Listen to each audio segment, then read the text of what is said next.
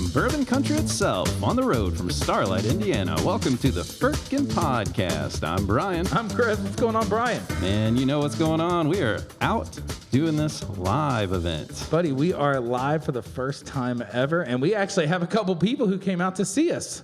Hey, see that? Woo. Normally, we actually pipe in clapping. We didn't have to do that this time, unless you guys aren't loud enough, and then we will have to do it later on. That is the truth. Where are we at today, Brian? Man, we are at Starlight Distillery. We are at Starlight We've Distillery. been here a few times. We have been here That's a few right. times. Over the years, a few times. A lot. We were here early this week. We were. Yeah. I think we had some drinks then, too. We sure did. Okay. Sounds about right.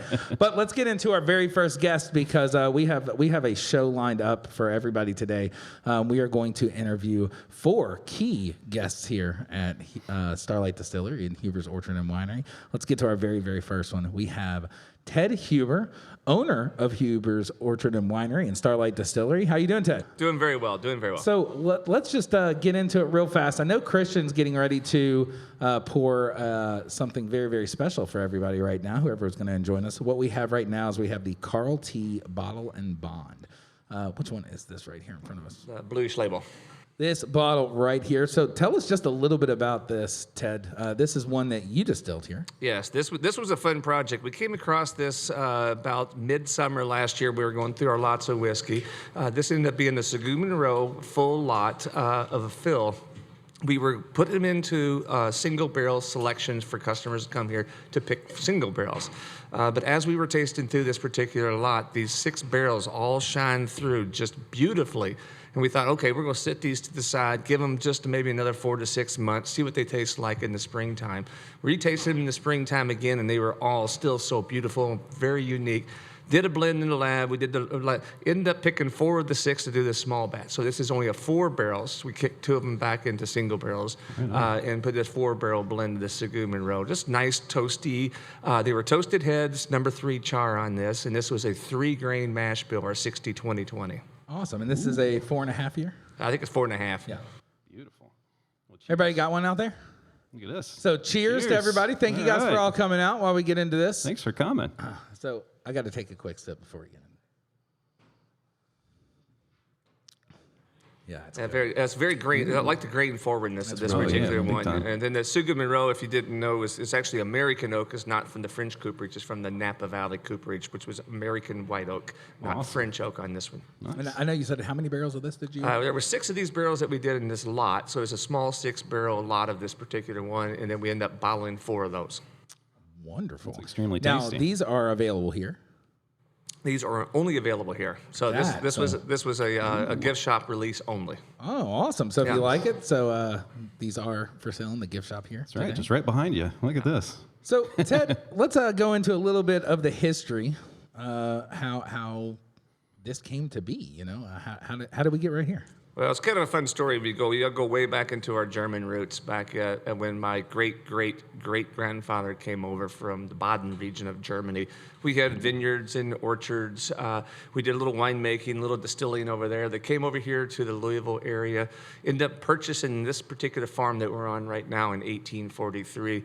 Started planting, the first 2 things they planted were apples and grapes. Started into the production of some wine and some spirits at that particular point.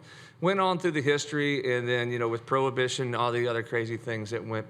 We kind of got out of the business, and my father and my uncle decided to get back into the wine business back in the early 70s. Okay. And we already had the orchards, we had some vineyards, we had these things already going. And so the wine operation came back. My dad and my uncle were very passionate about the ag side of our business, growing those grapes, growing those apples, all those strawberries, these other fruit wines that they made. I think some bottles up here, the different products that we made. So they got into that, but they didn't really have much interest in getting the distillery kind of up and going again. So that became my generation, Generation 6. But when we stumbled into it, we looked at the Indiana laws, and a lot of people know the big famous Indiana distillery, MGP, that operated for I've heard of it. Yeah.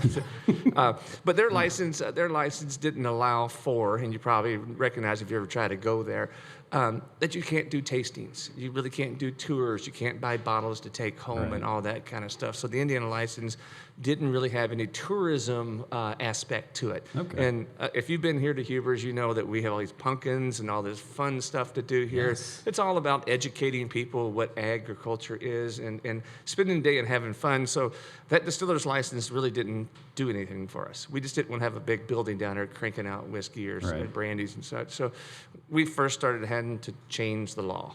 So in 1998, in the January 1998, I drafted up a little bill for the legislation to look at. I had to come up with a little logo, a little name, so we kind of nicknamed it Starlight Did you have Distillery. any idea what you were doing when you did that? Absolutely not. Oh, neither do we. So I mean, come on, huh? Hey. So we looked at, back then there was really we were the 24th craft distiller started in the United States. So way back when there was no other craft distillers to even pick the phone call up, called a few of the other ones in California and New York, and look at a couple of their legislation and a couple of their laws. We looked at our Indiana craft beer law and our small winery laws, and so we kind of drafted that distiller's law like that. Okay.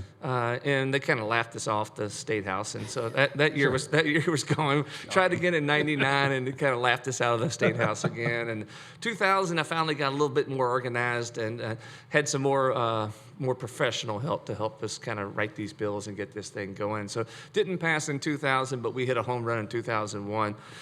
But when we got into the Senate side, we had to chop it down. Right. And so they didn't quite like that. And they're like, well, you Hubers, you have all this fruit, you have all this farm and all this stuff, you have this winery. Why do you want to make whiskey? So we'll just let you make brandy. And so they took the law down. That's why when Starlight Distillery, you go back to the historical value of Starlight Distillery, you see that we were brandy first. And that wasn't always by choice. That was by the legislation granting us that farm license to be able to do brandy first.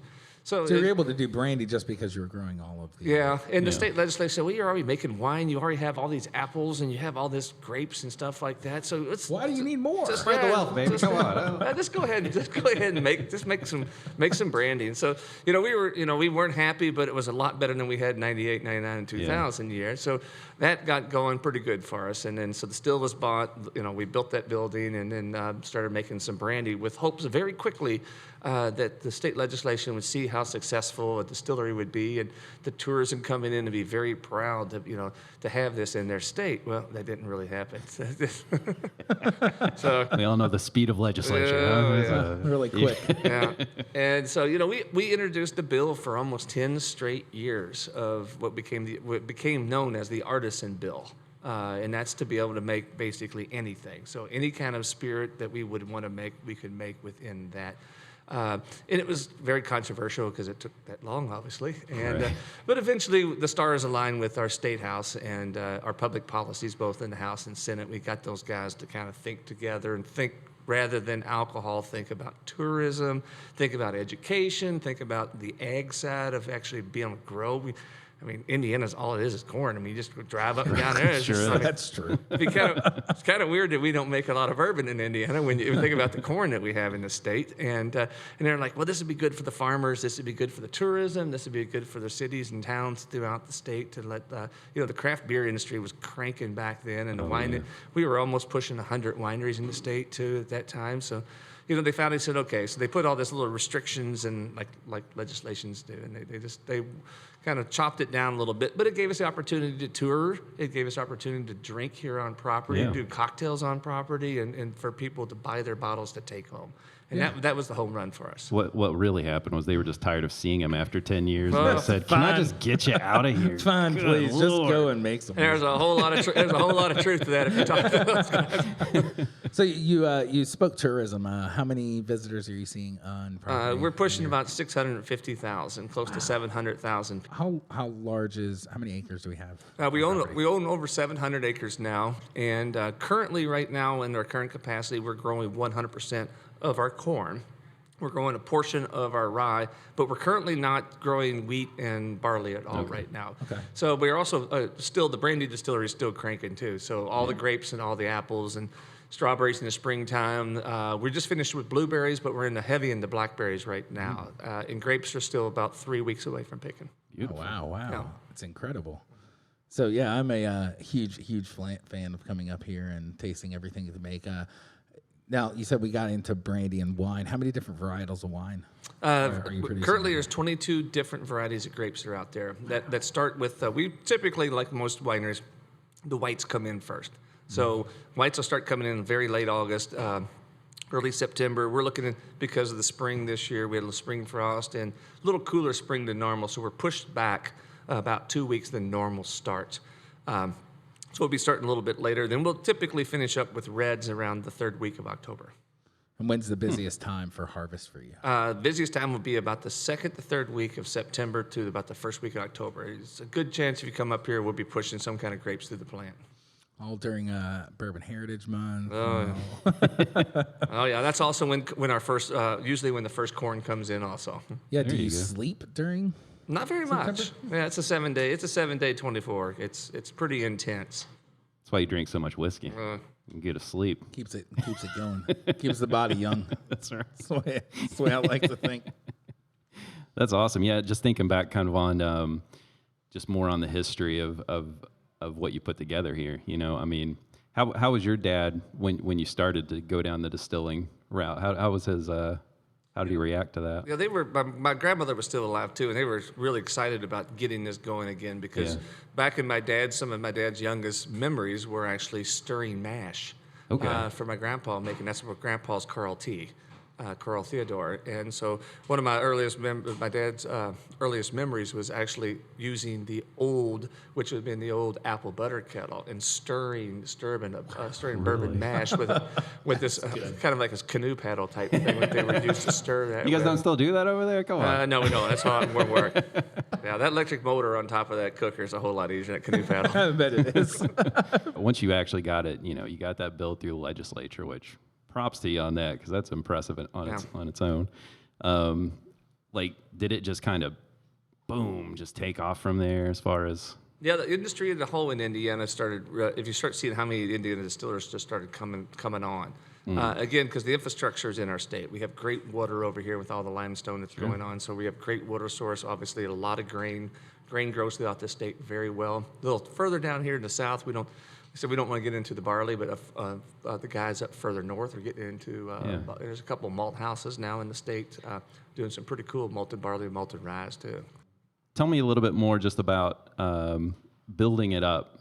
Well, the infrastructure, building the infrastructure out for us, being this close to Louisville and having like Vendome right there and all the qualified people sitting right in downtown Louisville for us, it was pretty easy to start making a few phone calls and getting some pretty good leadership around. And a good friend of mine at that time, when we were still making brandy, was Dave Picaro. And at that time, he had already left Maker's Mark and was out doing his own consulting. And Dave and I spent a lot of time doing different competitions, different things together. And so when it came time to build out the grain distillery from the brandy distillery, we tapped Dave quite a bit and his knowledge of building distilleries and building out mash bills and building things for people. And he was a great mentor at that particular time for us, and a wealth of knowledge, and really helped us get Starlight Distillery grain side, what people know us more for now than the brandy side. Really was instrumental in really helping us get that thing going. And for everybody, he said Vendome. They're just like I don't even know anybody who else makes anything. Not like that. Why should they? Yeah. Vendome actually makes all the stills and things like that you'll actually see if you walk around the property here. Yeah. All that's made right in Louisville, Kentucky. So right down here, and they make some of the stills for pretty much the industry as a whole. Industry as a whole, all around the world. Mm-hmm. It's got to be pretty nice to be so close too. It probably saved a little bit on shipping. 25 minutes away. It's not too bad. There you go. And all their engineers are down there, and we're pretty much we're building a new still right now, and so we're on the phone with Vendome probably a good 3 to 4 times a week. So going on to the whiskey front, and how many barrels are you guys kind of producing right now? Right now, we're probably going to be a little shy of 2,000 this particular year with our current 2 stills.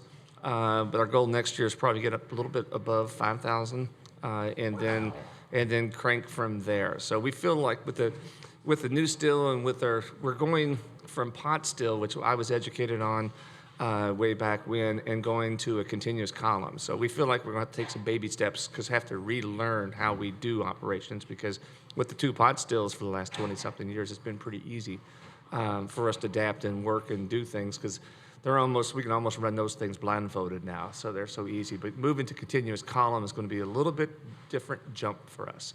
And so we don't want to go out and make thousands and thousands of barrels that 5-6 years down the road we're not going to like. Yeah, True. So and a lot of people have already heard, but we're not getting rid of the other 2 stills. They're going to still be in operation. We're still going to make about the same amount of whiskey on those. in brandy on those stills as we currently are, and the new still will be just going. So with the new continuous column, we're probably not even going to tap it to about a third, 25 to 30% of its capacity is all we're going to run it next year. Wow. Just to get geared up on it. I assume you're going to have a place to store all these barrels you're going to start. New rick houses, yeah. Because I've been in those and they look a little packed. They're both, all three of them up on top of the hill are not completely packed, but they're getting very full. Which moral of the story means you guys all need to buy more Sure. products so you can Get you a make barrel. more. Get it out of here. Everybody's got to buy more. Yeah, it's a kind of ongoing joke around this company since 2013 when that distiller bill passed. We've had a construction company that's never left here. They've literally had equipment in our farm barns down there where our tractors are at. You let them sleep here too? They've Do had you equipment. not even let them go Yeah. home? And when he got done building the last rick house, up in the corner, he kept all of his equipment just there because he knew. Just left it. He just I'll left be it. back. I love this pour, though. This is This fantastic. is delicious. So we got one more kind of question for you before we go to. We kind of have a little game for you that you pre-answered. But I would say out of everything that you, I guess, what all different expressions do you make all together? When I say that, what different types of spirits are we making? We're doing gin. Yeah, the brandy distillery runs as the brandy distillery, which means it operates with the agricultural seasons. So it makes brandy when grapes are in and so forth and so forth. The good thing is that we're a very large apple orchard, the largest in the area, and we have a big cold storage. So we're able to keep apple brandy production to about middle part of February. And then when apple season, and we crush all the apples, turn them all into wine basically, and distill them all, that still sits kind of empty. So that becomes gin production. And so as soon as the brandy production's over with until we get strawberry season, we have to fire it back up for brandy, we're able to make that gin. So that's where the gin comes in. The big column in the window of the main still house is the vodka column. And so obviously we're making vodka, we can make NGS on that, and we also can make some light whiskey for our blackberry whiskey on that particular still. And then currently right now we're making 3 different major types of whiskey: bourbon, rye, and malt. So we're doing the American single malt. And so, Trifecta. yeah, There's always something going on up here right now. But we've not released our single malts. We've a few little releases here and there, but this was the first release this year of the American single malt, and we released it at 7 years. So it's a nice, beautiful expression, and we feel like with the malt whiskeys, unlike some bourbons and ryes, that we can find some barrels that are mature in 4 or 5 years. So that malt just took us a lot longer for it to be where we wanted it to be at. So you'll start seeing regular releases of American single malt from Starlight now that we're getting some age on them. Love it. And then who's the better distiller? You, Well, I'm Christian, by or far me? the best. Duh. Hey. just had to. We thought we'd get that out there real fast. Well, I'm just going to say you're going to get 3 answers from that question. I know. And I'm You going to ask. I'm guarantee going to it. ask him I too. know. All right. So we put together a little game. I'm going to have Brian explain it because every time I explain it, I'm just too confused. He Let's does have just a be little, honest. does have a little trouble. It's with not this. the right way. So Brian, go ahead and tell them what we put together today. Great. So we have 4 guests here coming on the show today, but they're coming up one at a time.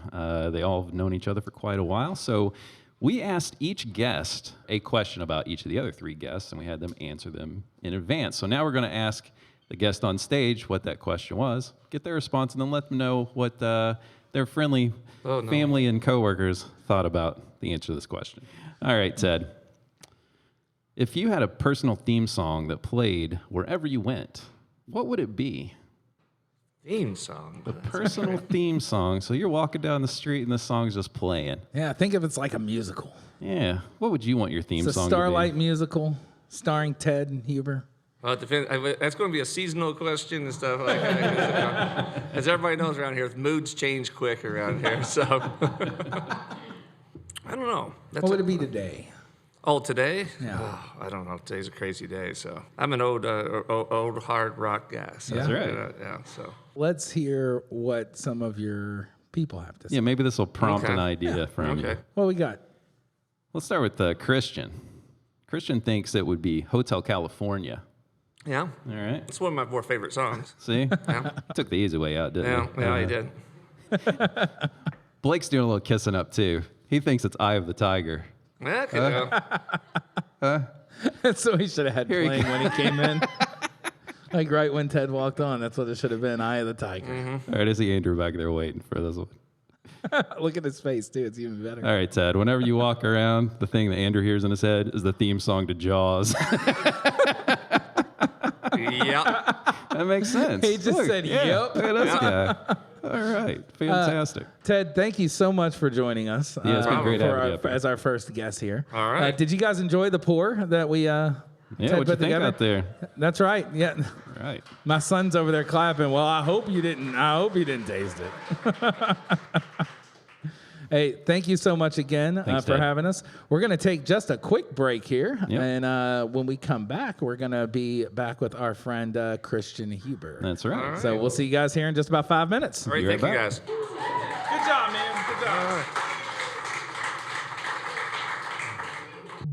At the Firkin Podcast, we like to explore the stories behind the drinks. We've done that throughout the first few episodes with a number of amazing guests, and we want to keep bringing great content to you.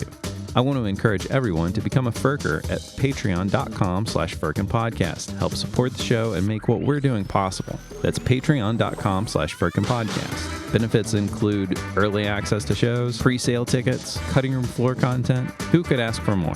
Come make the show possible. That's patreon.com/FirkinPodcast. We are back. We're back. We are back. We are back. Wait, it's a different guest this time. Look at this, like It's a magic. totally different guest this time. So now we're back. We got rid of Ted. Sorry, Ted. So He did all right. he did all right. Yeah. He did fine. But we have Christian Huber here with us. What's going on, Christian? Let's get a little round of applause for Christian. Look at this guy. Christian was really essential in helping us put this together in like a week's time, like that fast. So thank you for allowing us to do this and allowing us to come out and hang with you guys for a He little works bit. at the speed of white light. That's right. The speed of white lightning. That needs to be a shirt. I like it. So Nobody Christian, take that. That's ours. what's your title here? I would say my title is the 7th generation master distiller, but a hat or wearing a lot of different hats. So I do a little bit of distribution, a little bit of winemaking, a little bit of agriculture, so a little bit of everything. So why don't we just start off with this question just real fast because we got Ted in the room. Yeah. Let's just ask real quick. Who's the better distiller? Oh, see, that's a very subjective question because always, all of us are going to say, us, right? The person. That's exactly what Ted said. But I'll tell you what, it's a constant battle. I mean, as you know, Blake, Dad, and I mean, it's a rivalry between us, right? And we play with the critics, we play with the magazine writers, and we just see who wins on that day. But it's all subjective, which is fun. That's great. That was very Really good answer. That was a very political answer. Did you have to do with the legislation too? Because that sounded very political. It did sound very political. Did you go through some of those classes how to answer those questions? 100%. You know he did. Hey, vagueness will always be in your friend. So. So before we get too into Christian's questions, we are having another little fun pour. Now, I will say this is the only one that we really aren't pouring for everybody here because this one's special. That's true. So this one, Christian and I think Andrew came down and we picked this. So as you guys know, I'm the host at Bourbon and Beyond this year. And we do single barrel selects. I have my own bar there. It's called Chris's Pick Mini Bar. And the cool thing about it is it's all single barrel selects that I've hand chosen to be part of the festival. And Christian was so kind to give us a barrel this year. So what we are tasting up here, the first people to taste it, well, I guess since it's been bottled. Yeah, since it's been bottled. There you go.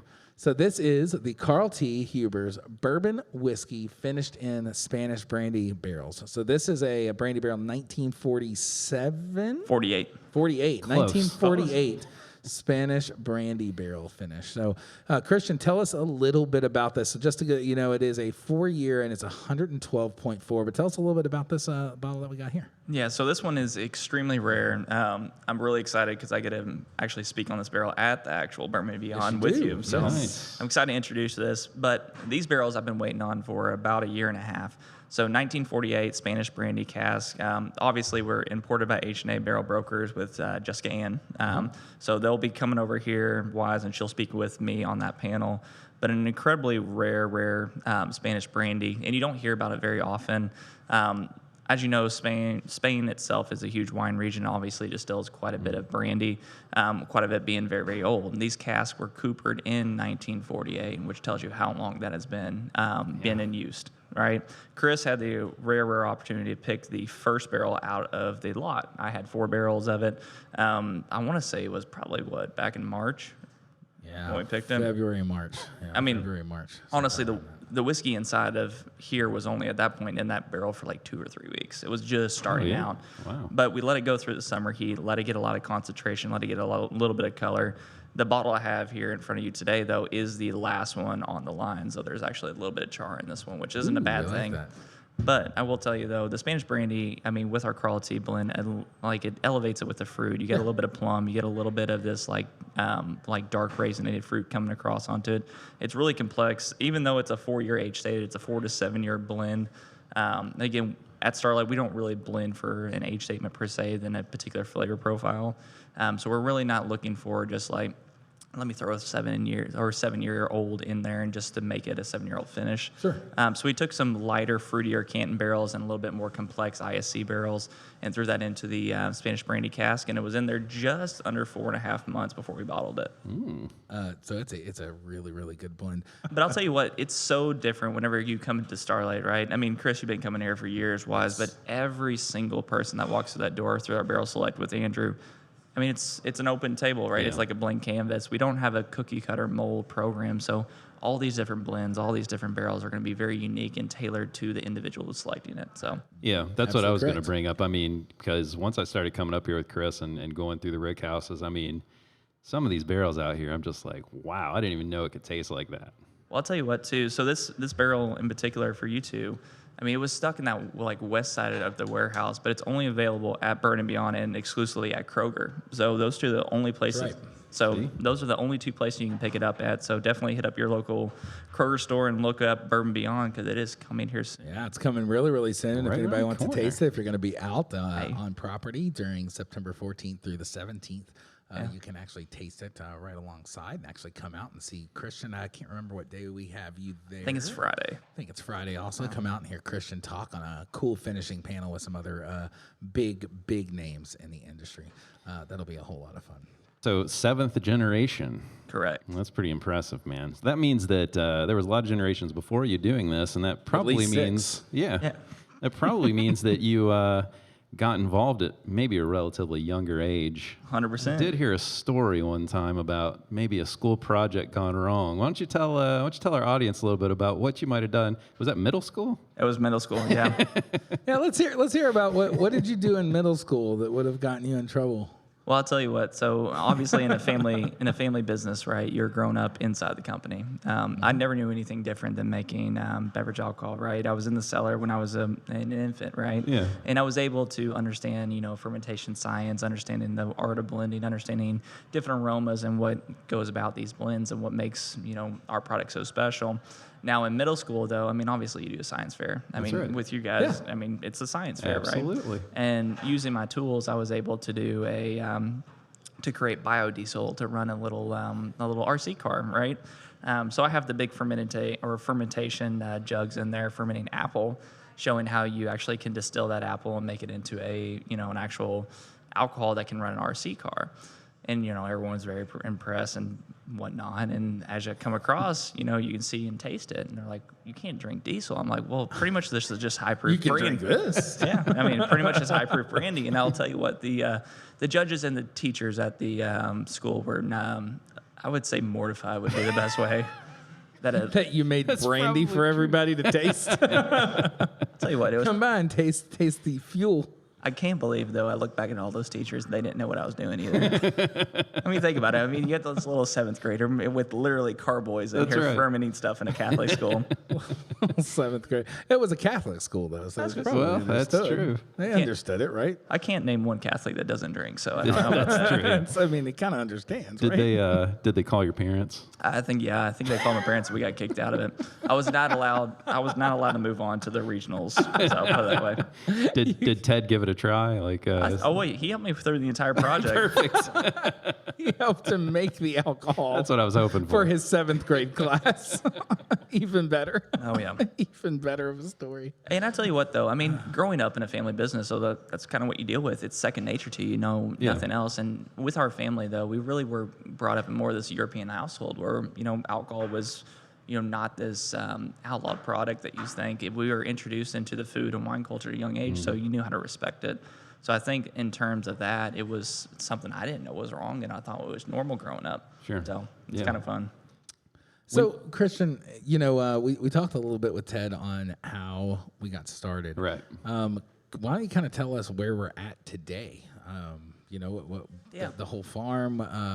We talked a little bit of everything's producing, but where are we at today? What's the vision going forward? Well, it's a really unique time at Starlight Distillery and Huber Winery. I mean, obviously, this is 180th harvest, right?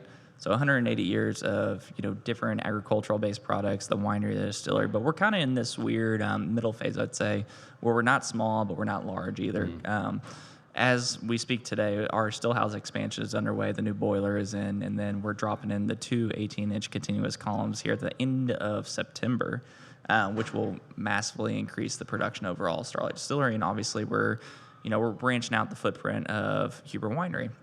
And that was something that, we're kind of, as we're building the infrastructure up, we're investing in our employees, investing in the actual infrastructure of our company. On tomorrow, actually, our new national brand sales manager will join force with us. Wow. So we're really trying to build a platform and a solid foundation before we go anywhere quicker. A lot of people in this industry, especially startups in a distillery, they want to try to run too quick. And you got to make sure that you have a solid foundation. And anybody who's listening to this, a solid foundation as you grow upon. I mean, a distillery is a multi-generational company, right? They're not a one-generational item. So being able to put that infrastructure in place so we can build and that my kids, my brother's kids can take this over is the end goal. Yeah. So we're putting in, a bunch of casts down, but we're not putting, an insane amount, just saying hopefully we get lucky, right? We're building strategically and placing the investments in certain states and within certain people to build upon, for years to come. It's awesome, man. It's great. The interesting thing about Starlight and Huber Winery is that you can bring your family up here. You can't normally do that with a distillery, right? Yeah. And that's a really cool edge that you guys have. I mean, you can take your kids. You It's just could. like, Technically. how much are they really getting out of it all? And I, just going off the back of what Christian said, there's just so much to do here. If you're wanting to just go pick fruit, and we're wanting to go pick, just taking your kids over to the park over there. There's so much to do. I'll tell you what, so in this local area, we were number one at one point. Now I think we slipped down below Buffalo Trace for overall tourism for distilleries. So we see about 700,000 people to the destination every year. And again, that's going for the U-Pick, that's going for the winery, that's going for the distillery, but it also shows us how diverse of a clientele we can get here. Yeah. So at Starlight, we are allowed to experiment and try different things that most distilleries might not, because the actual people coming here is so diverse that we're able to do these wild experiments. That's why a lot of these finishing casks and a lot of these unique blends that we come up, we're just seeing what works, and we have the perfect test market to be able to understand and see what we can do out in the marketplace. And it's so much fun for me to look out there and see little kids all the way up to grandparents here and enjoying it for different reasons. Everybody's connection to Huber is something different. If it's a little kid coming out picking pumpkins during the fall, or if you're in your 21st birthday trying your first wine, or if you're later in life bring your kids to do the pumpkin picking that you did as a kid. It's really fulfilling when you look at that nature of it. But also in the same regard of it too, we want to make sure that we can continue into the next generation, making sure that same experience and that, that elevated connection to the area stay true. I would encourage anybody to come up here. It's a super awesome place. It took us 45 minutes. We're in the southern part of Louisville, probably from downtown, like 30 minutes? Yeah, I think we can get downtown in less than 30 minutes. Yeah. So. Wait, Christian drives 22. Yeah. But tell me some more just about like the U-Pick program. Yeah. So obviously, depending on what the season brings and what the season holds. So we usually start U-Pick sometime around strawberry season, which is in May, right? And we run to the end of December with U-Pick Christmas trees, right? But it's a wide diverse. Literally from black raspberries to blackberries, blueberries, peaches, strawberries, zucchini, squash. You name it, we probably have it in a small way. But we really try to bring people out of the city during that time for them to really experience, agriculture in motion, right? See where their fruits and vegetables are coming from. Same thing with our wine and whiskey, see these fields, non-GMO corn, the rye, going to actually physically see where this stuff starts at. Because most people that are listening to, I mean, there is a disconnect in the spirit world, a little less with the wine world, about where, this stuff starts at. Right. It starts on a farm, right?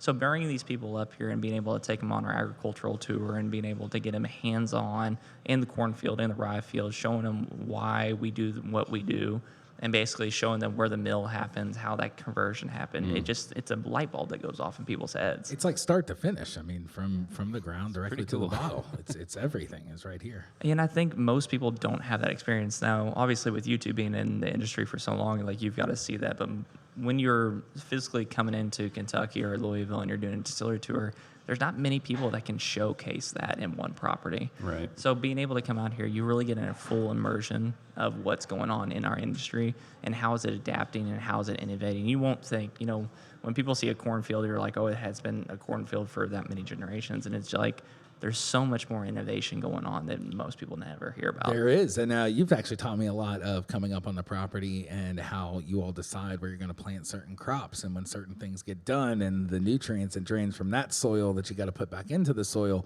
Very, very fascinating stuff. And one of the things that I also find extremely fascinating about being up here is because of all the different types of soil that we have here on the knob right here is kind of the reason that you can grow so many different types of varieties of varietals of grapes on property too, right? I'll tell you what, we're one of the few, and we are the largest still in Indiana for the vinifera, right? Most people don't think of Indiana as Cabernet Sauvignon, Cabernet Franc, Petit Verdot, Chardonnay, Pinot Gris, right? But now on this little shelf, we're 850 to 940 feet above sea level here, constant breezes and a really unique, diverse soil structure that allows us to do these varietals. Indiana, Kentucky isn't just sweet wine. We're trying to break that narrative. And I'm excited to announce, too, here in a few weeks at Kroger, you'll actually find our Chardonnay and our Pinot Gris. Right. So it will be coming out. It's our first time ever really distilling those two types of wines. And they are not available to try here on the estate. You can try two other versions of it. Yeah, we do have a Pinot Gris down there and that Chardonnay is similar. Yeah, similar to it. But like I said, it's something that we're trying to push into the market, trying to break the narrative of just sweet wine here in the Midwest. And I mean, there's so many artisans and there's so many different ways to showcase, what we do in the dry side of things. So we're excited to bring that to you guys. Should be available in 16 stores starting at the end of this month going into September. That's awesome. And, Brian, I had another interesting little thing that kind of came up when I was talking to Ted one time, and I think it was on a call that we were all talking about, is the difference of when people were coming up here years ago, where there used to be kind of everybody would come up and you could look out these windows right now and see practically a bottle of wine on every table. Yeah. And now it really, there has been kind of this culture swing now where, I see it in here is that we see these ready to drink pitchers and things like that. Like it's a cocktail market now, right? And you have tons of different cocktails here, right? And I'll tell you what, it is such a switch over the last 10 years. And I think COVID really, really pushed it into a certain direction. Wine cocktails and cocktails in general really started pulling up, I think, in 2017, 2018 as a huge swing than a bottle of wine. Again, you can buy a bottle of spirit and you can save it for months and months and years, right? And you can enjoy that particular product in so many different variations, right? A bottle of gin can go into, dozens and dozens of cocktails. Yeah. And for us here on the site, right, that swing for sangria wine, using that one as the main example, we used to sell a bottle of wine, would outsell pitchers of sangrias, 20 to 1. Then all of a sudden now it has to be 50, 60 to 1 when it comes down to sangria. Wow. Just it's something light, it's refreshing. It's an easier way to enjoy that bottle of wine. And again, it is something that you can hang out with your friends. It's light and it's enjoyable. Mm-hmm. So if you look outside too, that's going to be the number one product that you see today is pitchers of sangria. But again, it's incredible too. Even our old fashions, right? We do a cigar old fashioned here on the site.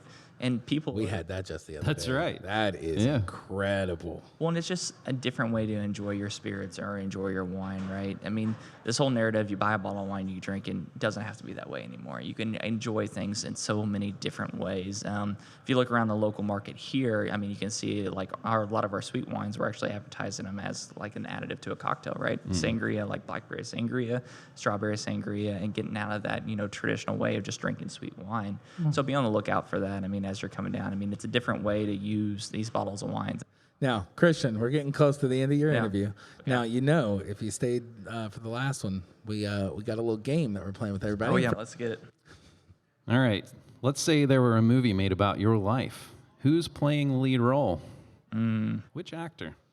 Remember, he gives very political answers here, was gonna people. say. So he doesn't want to Very go. political answers. He's had like media training or I was something. gonna say, you can thank my mama for that.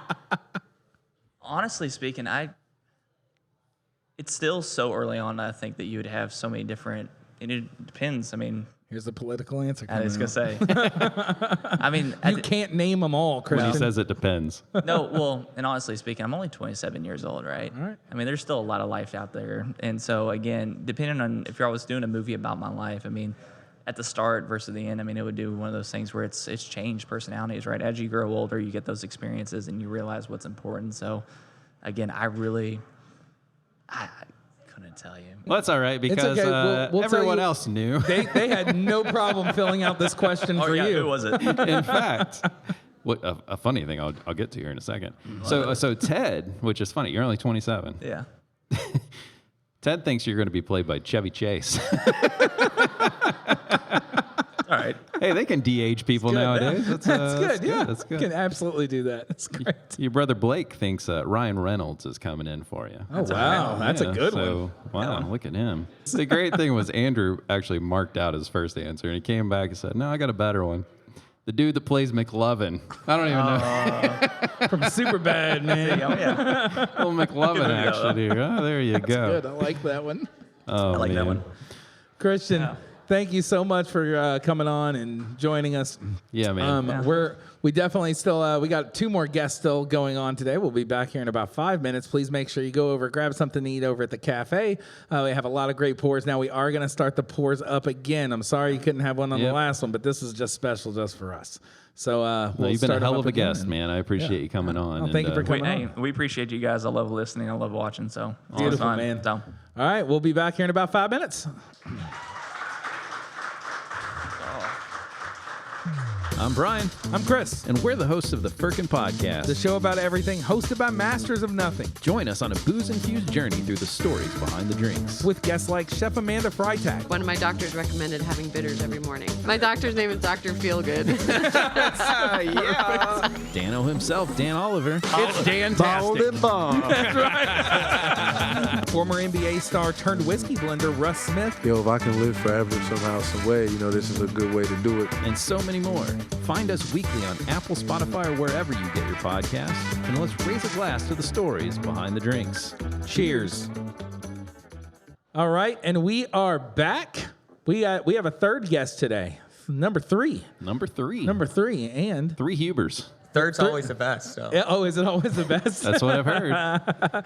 So we have Blake Huber. I'm going to ask you for your title, just like I asked Christian, but I'm assuming that you don't really know either. Same answer. So- but go ahead, Blake. What's your title? So it's probably like Christian said, it's a very kind of mixed bag all the way through. So distiller, winemaker, kind of operations within there. So we all do a multitude of things around here. So it's always juggling those different Whatever baskets. needs to be done, right? Yeah, exactly. So, but with our background and everything, distiller and winemaker here at Huber Winery and Starlight Distillery. So what you guys are pouring just real fast is before we get too deep into Blake Huber, we have the Carl T Bottle and Bond. Now this is a toasted bourbon. So Blake, can you tell us just a little bit of the difference, because we did get to try before you got here just the regular Bottle and Bond. So can you let everybody know what they're tasting here? Why is this so different with the toasted bourbon Bottle and Bond? So with this toasted bourbon bottled and bond, we actually kind of teamed up with a new cooperage. So this is Berger, and they're actually located right a little bit in the left bank of Bordeaux on the more northern kind of appellations up on the left bank. And so with this particular barrel, we actually kind of went with a new strong toast within there. So very long, 45-minute toast on that, going really deep into those staves. And so having that nice intensity, keeping a lot of those vanilla characteristic, that vanillin within the barrel. And then for the bottled and bond, we just felt like when we were tasting this out of the barrel, it had so much beauty there at cask strength, but even bringing that down to bottled and bond, it still had so much great sweet complexity really would hit all these different kind of parameters that we were looking for. And then for the consumer that's looking for that bottled and bond, it just adds that extra dimension in there. So a fun little project that we had to go on. Yeah, now this is something that's available here at the gift shop too. Yes, that is. Yep. Look at this. Yeah, just brand new release. So we actually released this on our cigar batch night, and honestly, it went over really well. People love this particular product, and our bottled and bond usually we make a really nice, friendly, sweet, just that nice, elegant spice in the back, and then just great lingering finish on these bottled and bonds. What's the age on this one? So this is 4.5 year. 4.5 year, nice 100 proof, just really, really, really good. And that's delicious. I love that. So we actually had somebody just kind of remind us about something, and we thought we'd have you just touch on it for a moment. Something really cool about the history of this site is that I don't know when the time period was. Maybe you have a rough idea, but Muhammad Ali actually had a match here, correct? Yeah, so we always had kind of a little history back in the day up in the barn here, obviously where our main winery retail space is. There used to be some boxing matches upstairs, and while little local neighbors, the Lynches and other things, Crummy Lynch, would go and do these other kind of fights and other things like that. So there's some history around the farm and actually going over to Louisville and fighting a young Muhammad Ali at the time, Cassius Clay there. Wow. Unbelievable, Yeah. man. Look Like at this. you talk about the history, and I mean, this farm has been around forever. And I mean, even still the tie to Louisville with Muhammad Ali, though, one of the greatest boxers in history. So that's got to be a really cool claim to fame out here. Yeah, exactly. And like I said, our close proximity to Louisville, we always hold this great tradition around the area. And so it's always fun hearing these stories from my grandfather, Carl, and all the past generations here, and all the unique things that have kind of made the farm what it is today. Yeah. Love it. I mean, like we were saying, it's only less than a half hour from downtown Louisville. So if somebody's in town going on a bourbon trail tour, make that trek up north and get up here to Starlight. Worth every bit of your time. Absolutely. Just there's so much to do on property. The times that I've had the opportunity to have interactions with you, Blake, have always been just fascinating to me because you're the science guy, right? Yeah, I'm always have been a big STEM kind of person, mathematics and science and all that. And kind of that's what my degree is in, viticulture and enology. So went through the College of Agriculture and Life Sciences at Cornell. And it was a great 4 years. I got to meet so many great individuals, so many great professionals across the field, and just really extend my knowledge because obviously growing up around the farm here, really had the hands-on experience through the years, which really kind of grew my passion for the industry as a whole. And like I said, having that unique opportunity to work with some of the great professionals of the past, these Dave Pickerells and everybody like that to learn from, has been something that's been so valuable for our experience, and Chris and I really taking that next step into the industry. And for us to be able to go off, our parents having the ability to let us go off, live away from home for a while, really experience what is outside of this sphere that we have here, which was greatly important to us as well, because it really did show you that great passion and that great project that we have going back here in Southern Indiana. Yeah. How many people up there in Ithaca do you turn on to whiskey while you're up there? A fair number. So whiskey, even at that time, it's kind of amazing. In 2016, when I started, still you saw that nice kind of growth starting at that point, and right towards the end of my college years, it was amazing to see how many more people were asking me about bourbons, asking me about whiskeys, and what my thoughts on particular products were. Yeah. And obviously up there, all my teachers and everything would ask all the time about kind of the bet they Louisville would. market and other things, and some of the distillation. They had just started their distillation kind of classes and program at Cornell, so they actually had 2 40-gallon little Carl stills that we got to kind of play around with in our little distillation lab in our teaching winery up on campus. So it was fun wow. to get to learn a little bit, get to make some fun products. And so there's always a lot of back and forth there, obviously having so much experience back here with our 80-gallon Christian Carl still from That's For sure, awesome, man. yeah. So what's your favorite thing to make?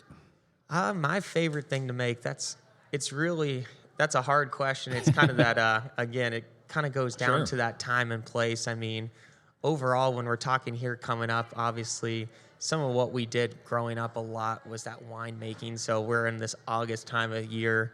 Next week, we're actually starting to test a lot of our grapes for those sugars, the acidity within there. So harvest is upon us at this point. So our mind really shifts over to this brandy production and these high-end wines that we have. And so at this point in time, I would probably tell you some of the wines, some of these vinifera Chardonnay coming up, and as well as these high-end brandies that we do with varieties like Cayuga White, kind of Vidal, all these other great white varieties that we have that really produce some fabulous, bold, and complex brandies. Yeah.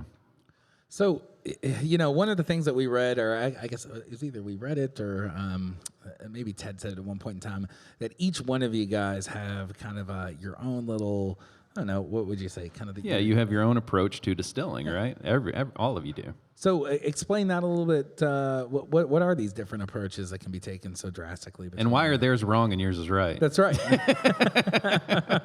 And therein lies the Most question of important everything is who is actually right. But That's right. This is where you say you because they're not on the microphone. yeah, exactly. They're all looking up here and just probably looking at it. That's right. We know who's right, bud.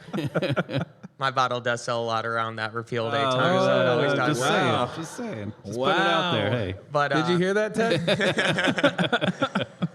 But honestly, like I tell everybody that comes up and tastes, or if you're getting into any of the beverage alcohol sphere, whether it's wine, spirits, all these other things, everybody's going to taste things in a unique way.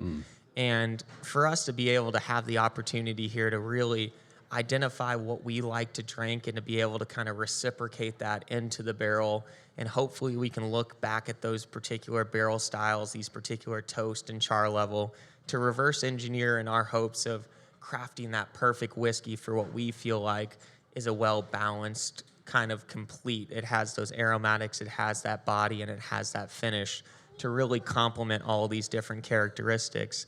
And for myself, I'm a big fan of these really ester-forward, fruity, finesse, balanced within there. A little bit less of these kind of fusel alcohols, these fusel oils in there, really letting the sweetness of the barrel. Obviously, we use a lot of high-end barrels here, so we really want to complement those barrels with a really nice, delicate spirit to layer on that complexity through the years. And really, for me, over the course of that aging, as much as I love these heavy, smoky characteristics, I do like a lot more of these caramel sweetness within there, that vanilla, really letting that rye spice kind of really take over in the end. And for me, it's always about the rye a lot of the time because it's that tertiary characteristic, because obviously wheat, corn, barley, all these add sweetness, these brioche characters, and they're going to really build upon that palate. But rye is that one grain there that can really help.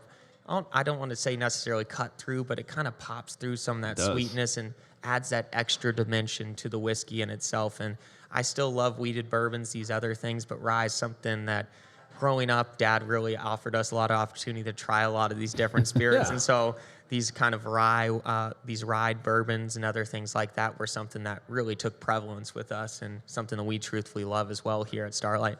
And the cool thing about rye too is that it holds up in cocktails, things like that, just because so it's very versatile to be able to drink on its own as well as mixing in cocktails.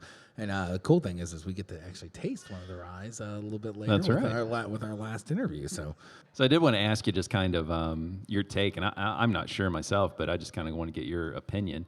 How much has technology come into the industry?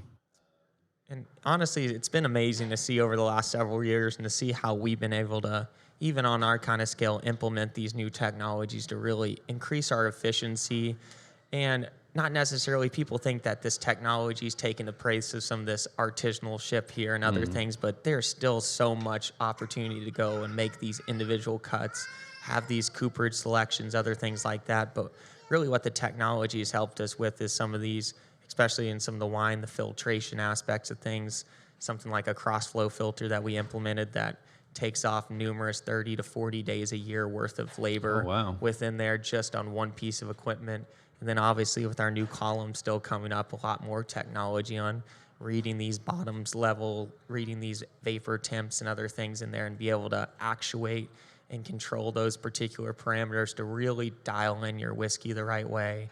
But at the end of the day, it's still down to the actual distillery themselves to tweak that in a manner that's going to make their whiskey, going to make the best component there.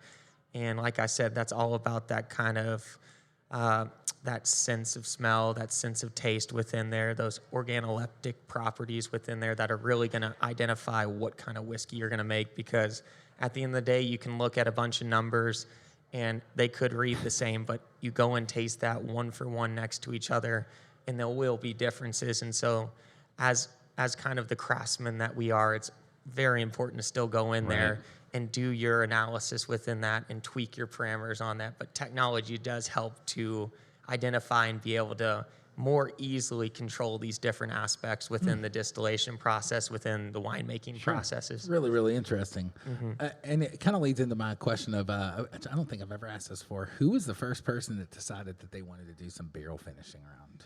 So Christian and I were talking back in the day, and Christian kind of called me on the phone and said a gentleman had offered us some sherry barrels, and we were kind of talking, and obviously Christian and I drank some scotches through the years and other things, and so one of those sherry finishes, port finishes were really kind of prevalence within there. And one of our original barrels that we released on the very opening of the distillery was a port barrel finish, actually, back in 2013. And so we hadn't done anything since that point in time. But for us, we felt like there was a great opportunity within there to really take these high-end barrels and even some of our port barrels here and showcase that kind of evolution of flavor, that layering of complexity on there. And it really differentiates some of the product in the marketplace. And for us, trying to make a new name for ourselves, this gave us a very unique opportunity to put a new spin on what people for a long time kind of identified finishing as this more, you have some lackluster whiskey, you need something to do with Trying to do something just to add some flavor to it to hide something. Exactly. But obviously, as we know nowadays, it's really gained a lot more prevalence, and people are taking some really high-end blends and really complementing these flavors within these blends with these particular finishing barrels. So it's really a collaboration between us two, and then obviously we always have the final approval, the thumbs up from our father on whether things go through. And we have some crazy ideas sometimes, so he offers us a lot of guidance, not to just walk in.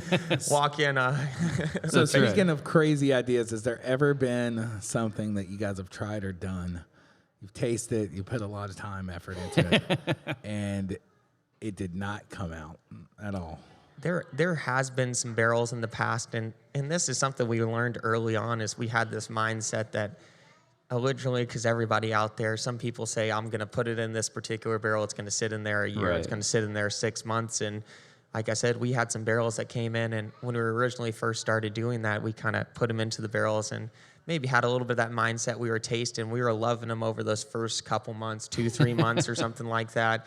We kept them in there thinking kind of this particular age and other things within that. But at a certain course in time, these particular port barrels just really started to identify a lot more sulfur compounds with there and other things. And next thing you know, we had a whiskey that we loved in that barrel after 2 to 3 months, and then after 4 to 5 months, we had a whiskey that was unusable.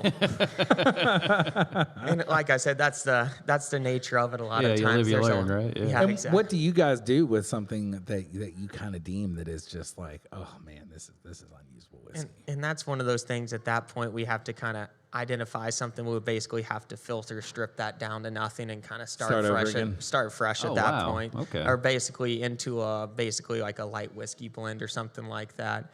And some kind of just American whiskey blend that we'll do some blackberry whiskey, other things with as well. So you can actually be successful just kind of like backing that out. And yeah, exactly. We can go through, and some of that sulfur is sometimes hard to get out. And so, like I said, some of that we will just have to kind of cut a little bit loss on sometimes. But like I said, we'll try to strip that down and get any of these faults and flaws. And that's one of the biggest things in finishing as well, is knowing what kind of barrel you're going into, just because it's so important to identify if there is any faults and flaws in that product. And like I said, Christian and I being kind of sommelier backgrounds, winemaker backgrounds, we can really take a lot of these X kind of wine products, and we know what the product should taste like. Sure. And so when you're smelling those barrels and it doesn't have that correct smell, it doesn't have the correct color or these other aspects, that's not a true barrel within there. So. And like I said, it's so important for us to keep the integrity. So we don't want to just put something in a barrel to get a name on the label. It's about that highest quality. It's about showcasing and complementing the heritage of what that barrel is with our whiskey itself. Right, you guys are doing a fantastic That's job. right. That's just great. So, Blake, we're coming down to the end of your interview. But we do have a little game that we put together. We do want to say that all three guests were very concerned on answering the questions for Blake. So this kind of makes it even more fun. All right, Blake. Challenging aspect. What's the most useless talent you possess? Oh man. Anna always likes to say, my wife always likes to say, I'm really good at all these little small, like little games and stuff, little knick-knack kind of games and all this. So, and my roommate was never too accepting. I would always say that we're playing some adult games, other things like that. I would always win in those aspects of things, cornhole, all these different competitions. It's the king of the small games. I mean, cornhole has its own spot on ESPN now. So. That's true. I mean, hell, you can make a career out of that. That's right. So we asked your other three cohorts here that same question. Oh, That's gosh. right. So Andrew gave us. Oh, walking fast, maybe? Oh, look at you. Andrew gave us one that might not be a talent, but an observation. You physically should not own a phone, apparently. Do you have a problem with breaking phones? Oh, yeah. My case is always busted. And also, my phone, it kind of sits in my pocket. I get so entrenched on what I'm doing that whenever Andrew sees a phone call from me, he gets really concerned, answers really fast that I'm actually on my phone doing something. I think one of them said, I think I've been standing right next to him when I've called him, and he looks at it and puts it back in his pocket. Important messages. Wow. I mean, you got to put them in their place, man. Ted, which you called out, he says your most useless talent is you're a fast walker. So that's something that's known about you, huh? Oh, yeah. They watch me walk around the farm here, and trying to keep up with me at times is a little bit hard. Do they ever make fun of you and run around? Oh, yeah. Some people will try to run up next to me. Andrew will I'll leave him in the dust and this and that. So I'll say we'll meet in the distillery. Next thing you know, I'm all the way down there, and Andrew's lost in Andrew, I've been oblivion waiting at for that you for 15 minutes. You were right next to me. Come on. He had to jump on the Kubota.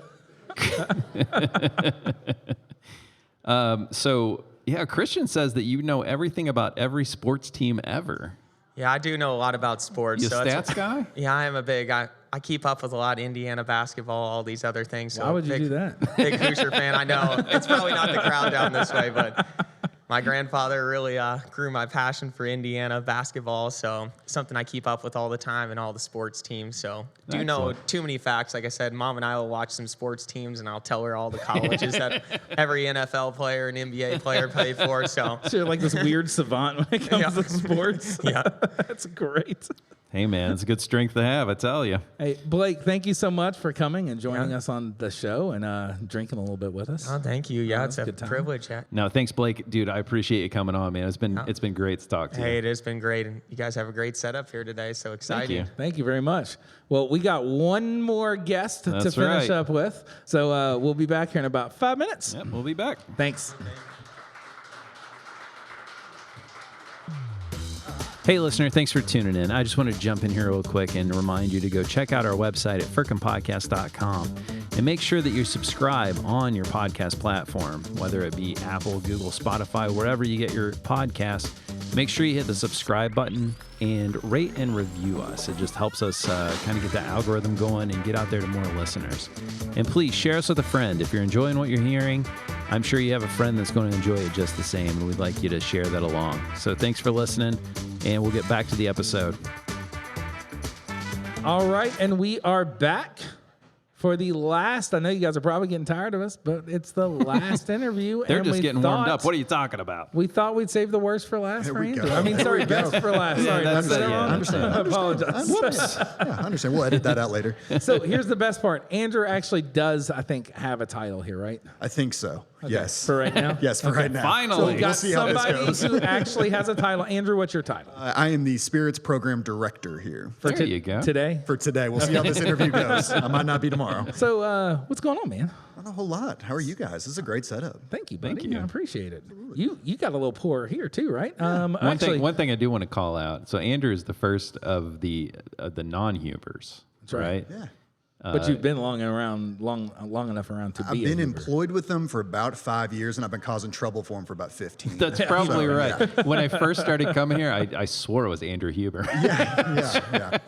I tried to get Ted to adopt me, but something about adopting a 30-year-old didn't work. So I He get said, it. "Hell no." Yeah, he said no. I'll put you on roster, and that's as far as you All right, well, close enough. getting. Yeah, all right. So what we have here is going to be the Carl T Toasted Rye. Yeah, absolutely, one of my favorites. So tell us a little bit about this one. Yeah, so whenever we were going through and developing the toasted series that we were going, so we did a couple different forest regions in France, and what we decided to do is on the rye version of it is we took 3 of our toasted rye casks, and we actually did a blend of all 3 of them to kind of get influence from each one. So each cask kind of delivered a different nuance to the ultimate end goal there. So it has this beautiful rye spice in there, has a little bit of that citrus while keeping that creamy toast present as well. Nice.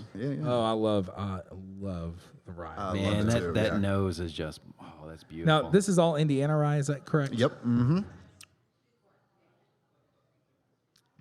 Yeah, that's good. Yeah, that's easy. What's the proof on that one? That's I know a good he just question. took it. I want to say it's somewhere. Loft, is that like 116?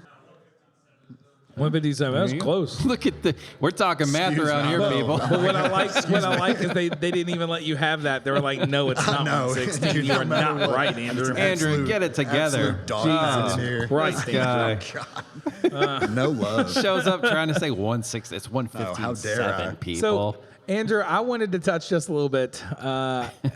What are the don'ts in picking a barrel? You guys are really making me toe a line of comedy and unemployment. That's the goal. That's why we wanted you to end. Yeah. they can't do anything to you here. Hey, it's a safe space. Yeah, at least now, or unless they want to make news, Andrew gets fired live on the podcast. Yeah, I was going to say, you guys are going to have some Unacceptable. views. So I would say things that are don'ts within picking a barrel. Probably the biggest thing is that whenever we go through, what kind of makes Starlight is that we have so many different expressions of whiskey. We want to showcase them all, and then we're very proud of those expressions Yeah. too. So the thing is, we do get a little squirrely sometimes. We do want people to taste them. I will tell you this: do not sprint the marathon that is Starlight Distillery. Starlight Distillery is undefeated. We've learned that a few one of times. those, Yes, it's that's one of right. those things that it is not insulting to us if you dump out liquid, if you christen a barrel, whatever that looks like. Don't drink everything that's given to you, and that shouldn't just be Starlight. That should be everything across the board because safety is first. It's a good safety. Yes, but we have had some people that have gotten a wild hair, wanted to prove something or another, but it worked out fine. But yeah, no, definitely Until they got home. Yeah, it's one of those things Which that we he just- doesn't have to worry about that part. that's- Once they're home, that's somebody else's problem. We have firsthand knowledge of that, by the way, Andrew. yes. One of the guys we brought with us one time, you injured him remembers. for life. That's He true. remembers. I know exactly who that was too. Yeah. He's not here today, just to let everybody know. Yeah, There's he a can't- reason he he's can't not defend allowed. himself. Yeah, no, I remember that. The children were scarred too. I was a little scarred. He had to take the day off after that one. yeah. He might have Like, I taken don't the know what week I off. did to that guy. Like, it's bad. Yeah, he used some vacation time after that one. I Yeah. love that you say do not, don't go the gauntlet. Yeah. You Yeah. don't have to swing for the fences. There's nothing to prove. It's one of those things that we want you all to enjoy all the expressions there. And yeah, it does not need to be fully enjoyed to its fullness. I did learn that from you guys for sure. Yeah, Like, yeah. I was uncomfortable at first dumping. It feels but I like was it's just alcohol like, abuse, okay, but that's it's cool. not Yeah. insulting All right. to us I'm whatsoever. doing Because it. growing up, that's what you're told. If you spilt the beer, it was alcohol abuse. Yeah. It's not alcohol abuse. here. not. It's okay No. it's okay to dump. Yeah, It's okay to absolutely. dump. Absolutely. I know we came up here, maybe it might have been a couple of years ago now, with someone and did a barrel pick, and you took us into the experimental area. Tell us a little bit about what you got going on over there. Yeah, so we got, there's always something cooking. There's Yeah. always something. always so, something yeah, It's always something cooking in Andrew's kitchen. it's always something. Usually it gets burnt. So, That's why he's not a master That distiller. happens yeah, in well, I my was going to kitchen. come on here and settle the debate of who the best distiller was. It's Oh, me. that's still okay. All right. Okay. Yeah, Ted's like, that is the last straw right there. No, so. He immediately made a face like, yeah, that might have been it. He hasn't looked up from his phone except for now. I actually had the adoption papers written up, and I now know. I've just thrown them in Now the trash. it's burned. All right, Yeah, forget yeah. it. So, no, there's always something going on with us here. So we like to kind of stay on the cusp of innovation. So we like to foreshadow what the trends are happening here.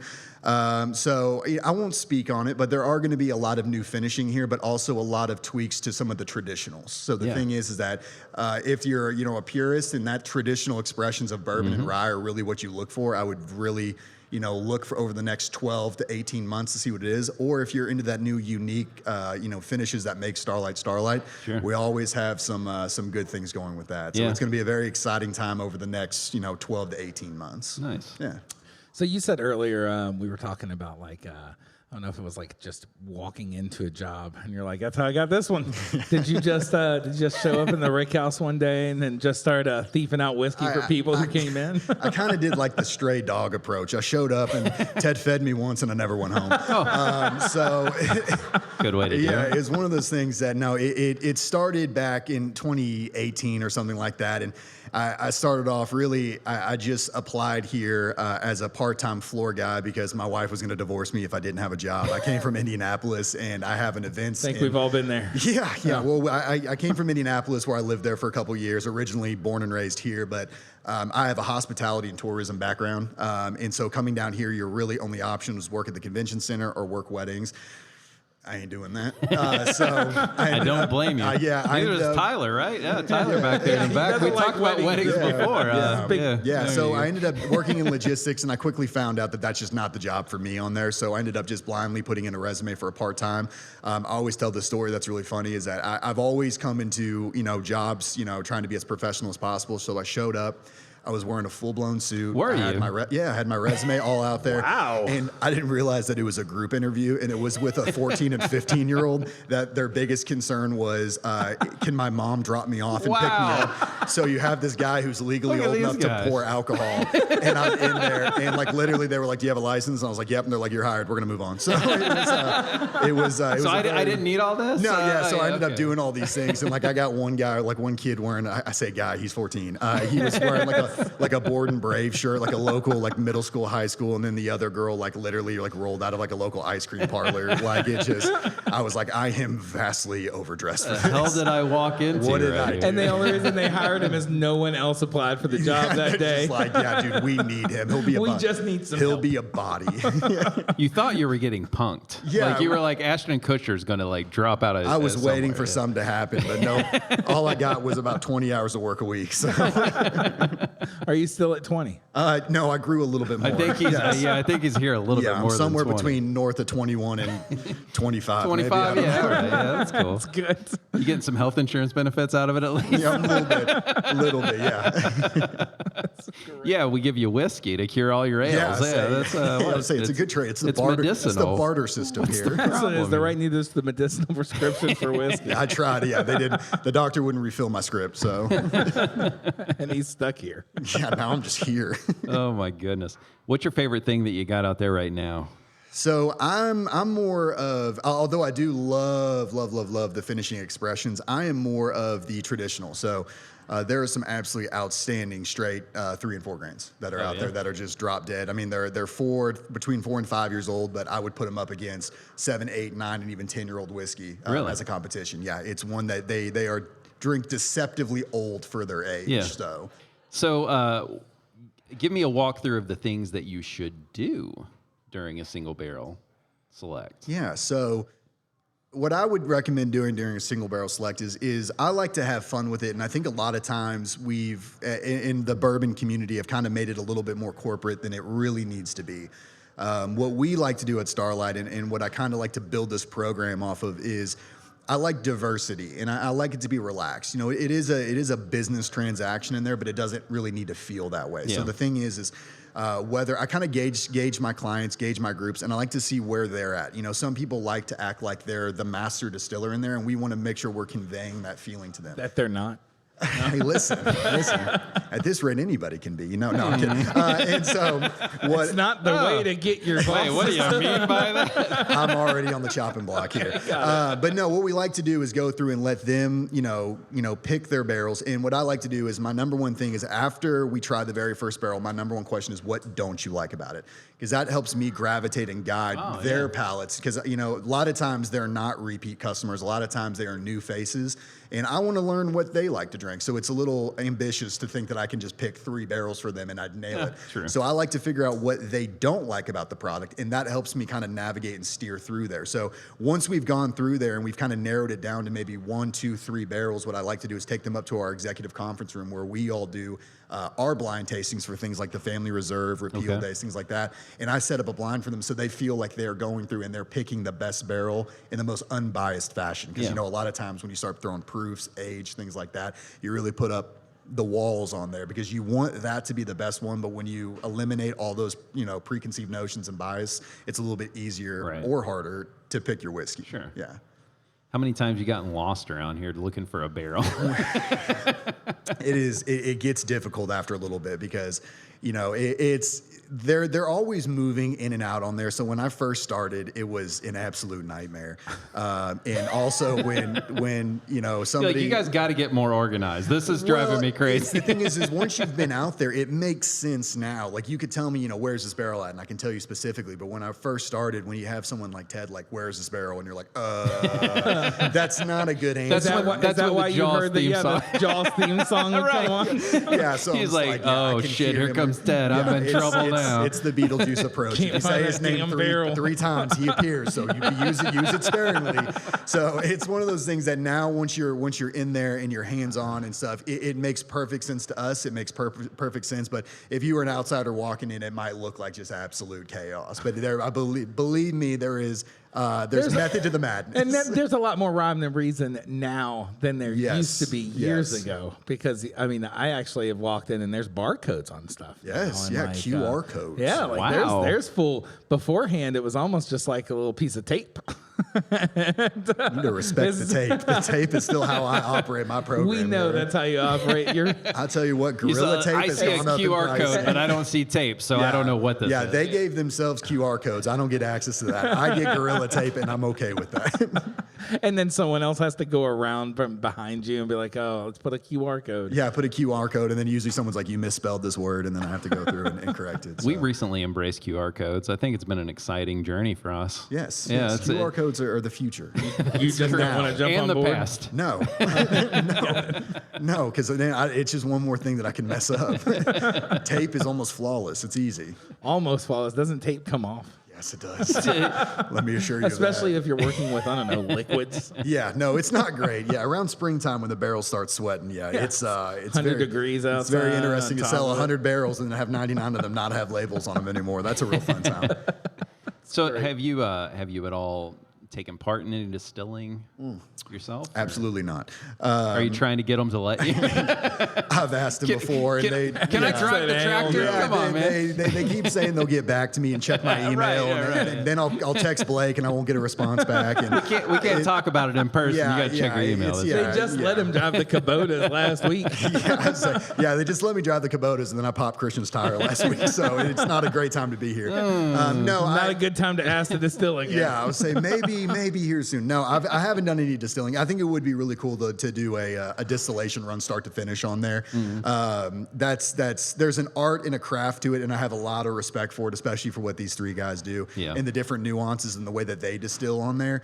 I would love to throw my hat in the ring, but they have something great going on with it, and I kind of like my little area on the back end of it. It's kind of like I'm really comfy. Low risk, we're getting back to the comfy thing, right? I'm comfy. Yeah, I'm very comfy. No, but if they now would be a great time, Ted, if you'll let me run the still one time, I'll come in. I'll come in. He's laughing, but I'm not hearing him say no. I'm not hearing him say no. I'm just saying. It's because you have the headphones on. Yeah, I know. Right now you can't hear anything. He's texting me right yelling now. right now. Yeah, he's like, please God, no. Yeah. That's fair.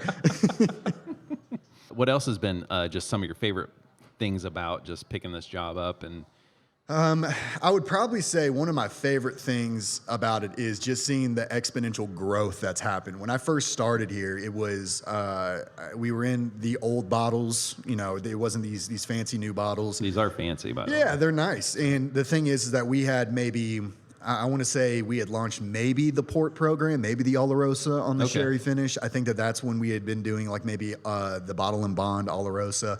It's been so long. And then I think we started doing apple brandy finishes because it was things that we were producing here. But then it was just foot on the gas. COVID happened, and it was one of those things that I was one of, I think, 3 employees because I wasn't in this role and responsibility yet.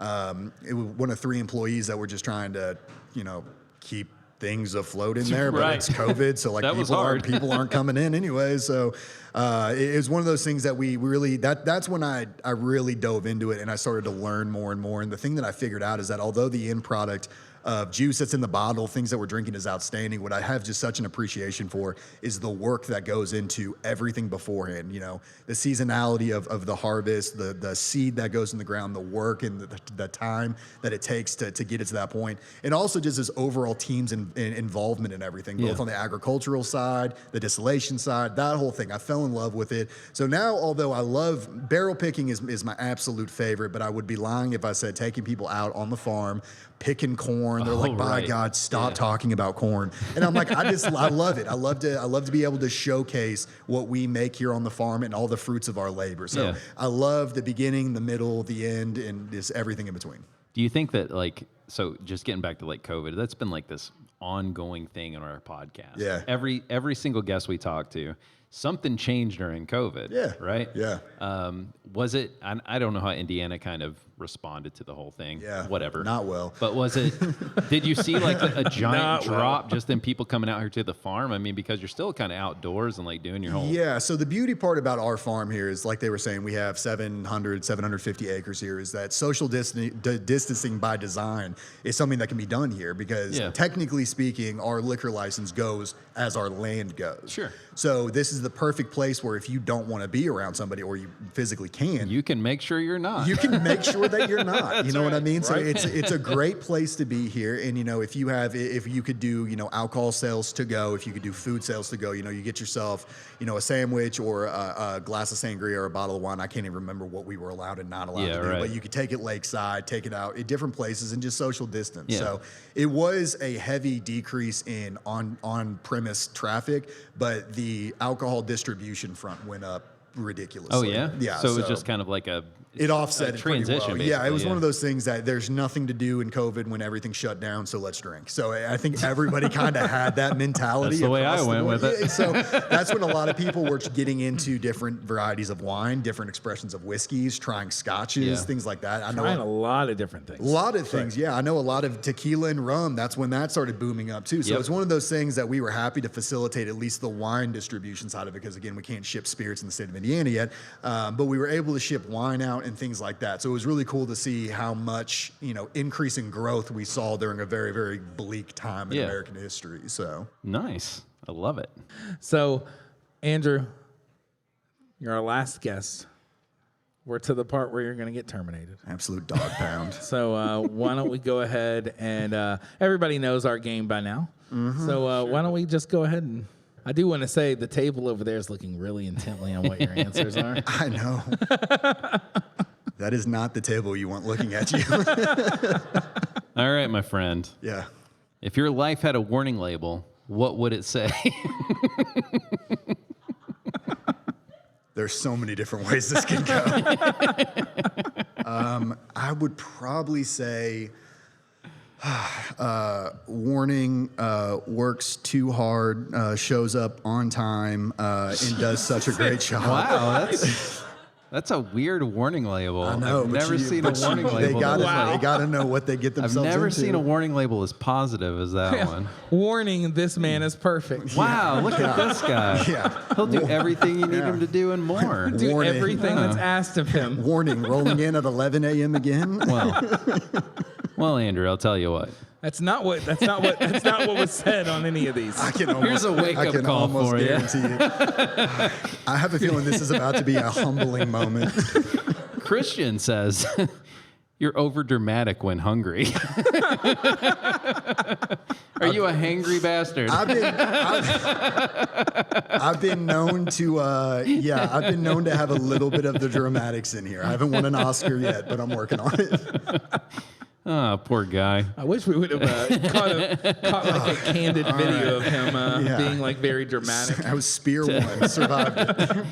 Ted says, don't drink it all. So you started out this interview talking about how it's okay to pour the things down the drain or christen the barrel. Yeah. But apparently you might have a problem with not getting rid of it quick enough. Well, that's a compliment to Ted's distillation ability. Look at this. Look how he turns that. I'm just saying. Look that how he works it. Yeah, it's not me drinking it that's the problem. Goodness. It's when I start dumping it, Ted. That could be the issue. Might need to start switching up the mash bill. Dana, that investment in media training is going really well. This is paying off in spades for you. You can't tell, but I am sweating right now. Andrew, Blake apparently thinks that your warning label should be parental advisory needed. Do you have a problem with your language? No. No. My wife gave me one rule. She said, if I look back at this interview and there's an F word, you are not sleeping in the house tonight. Is that right? Wow. And I said, the only F word that'll be said is firkin. Firkin! And she didn't get it. She didn't get it. She thought I was being rude. It's the podcast. You know what I think? I think that's firkin awesome. I thought so too. Damn right. I thought so too. I can feel like my phone vibrating right now. She's like, I told you not to do it. Yeah, she has it set up to just alert her whenever you drop an F word. No, it's just like, yep, he did something stupid. My phone's vibrating. I did She hear has an that. Andrew Stupid app on there. Yes, and she's making a lot of money on it too. I did hear that when you text firkin, it might autocorrect It to may another F autocorrect word. to another word Yeah. that apparently that we've seen. Somebody was going to see Just the say, F and just podcast. be careful. this Double Wednesday. check your texts when you're talking about the firkin Yeah, they podcast. thought the conversation was going to be completely different. But that was kind of the idea behind it. So it's a little cheeky. Well you know? done, yeah. Hey, Andrew, thank you so much for joining us. Thank you for having you me, are our guys. last guest for the Yes, day. thank you. We hope you guys all enjoyed this. It was a lot of fun for us to come out and This was great. Before we let Brian do our little closing announcements, I do want to thank Starlight Distillery, Ted and Dana, Christian, Blake, Andrew Absolutely. for all allowing us to come out and do this Absolutely. at such short notice. Everybody for coming out. Clearly, my son who needs to be called out. Yeah, Jaden, he is yes, calling thank it you very down much. there. That's Good right, job, buddy. We hope to be back here soon and do this again Yeah, for sure. absolutely, That's guys. right. Close us out, man. Let's get out of here. I got to go down to the Rick House. To the Rick House. Hey, if you insist. All right. Well, thanks to all of our guests today, and thanks to listeners for tuning in. Find us on YouTube at youtube.com/@FirkinPodcast. Questions or comments can be sent to mailbag at FirkinPodcast.com. Visit our Patreon to become a founding member at patreon.com/FirkinPodcast. Subscribe and rate us on your podcast platform of choice, and make sure to share it with a friend. And until next time, let's raise a glass to the stories behind the drinks. Cheers. Cheers, guys. Cheers. Thanks, buddy. Yeah, absolutely. Appreciate it.